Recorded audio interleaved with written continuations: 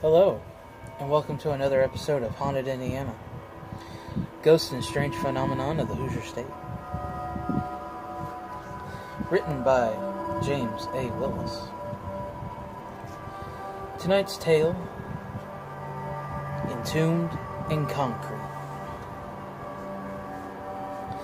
In the early 1900s, as railroad lines were being run across the area outside of Avon, Indiana, workers ran into a quandary. How would they get the tracks across White Lick Creek? And the road that is now Country Road 625. The solution was obvious. Build a bridge. So around 1906, construction began on a massive concrete structure that would take the trains up and over the road and then the creek. During construction, hundreds of workers were hired to help with the project. The most strenuous task was pouring concrete to fill the huge pillars upon which the tracks would be placed. The wet concrete would be poured from wooden platforms that were stretched across the pillars.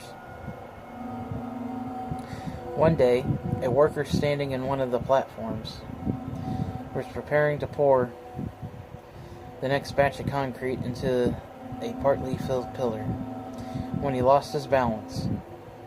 For a split second, it looked like he might be able to right himself. But then, he fell, dropping straight down into the pillar.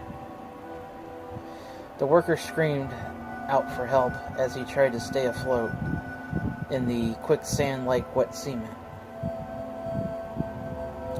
His co-workers rushed to his aid, but were unable to reach him, as he was down too far into the pillar. They could only stand by and watch helplessly as the man was slowly pulled down deeper and deeper. Finally, the man gave out one last choked scream and then disappeared below the surface of concrete. Badly shaken, the site managers had to make a decision regarding the man's body. They felt they should exhume it, but to do that would mean breaking the pillar and wasting tons of concrete. Plus, they had a deadline to meet, and all the additional work would certainly put them behind schedule. So the decision was made to leave the man's body where it was and carry on with construction. The rest of the workers agreed. But the decision did not sit well with them. Some say that the decision didn't go over too well with the dead man either. And that if you are at the bridge at just the right time, you can hear his objections for yourself.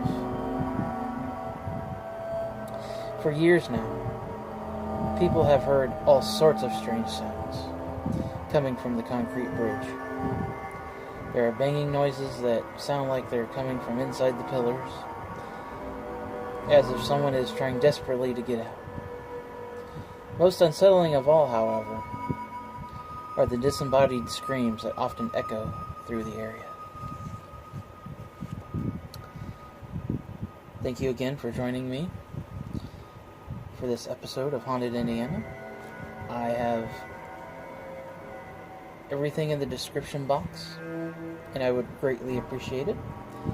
And I will see you guys next episode.